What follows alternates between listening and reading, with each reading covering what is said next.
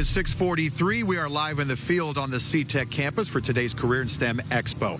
Meantime, in other news, a Pakistani immigrant who became a U.S. citizen more than 20 years ago is living the American dream, and he wants to share it with the entire world. My true calling is making an impact, not just in America, but in the world. And for me, that impact is going to be through technology.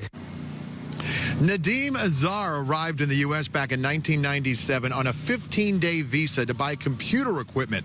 Well, he converted it into a student visa, moved to Houston to live with his brother while going to school and holding 2 jobs. He says he nearly gave up and moved back to Pakistan several times. In his book, Coming to America, he talked about the struggle through which he developed his 5 lessons for life.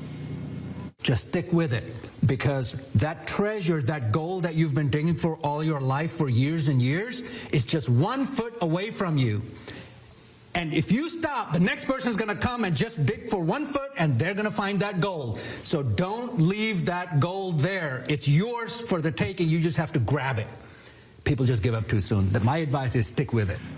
And Azhar said that, well, that's actually one of the 5. You have to get the book to get the other 4. He said he met his wife online. They've been married 25 years with 2 kids.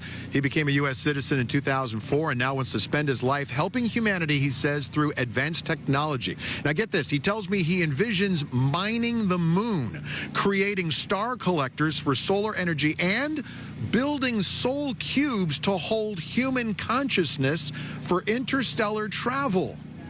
Oh, yeah.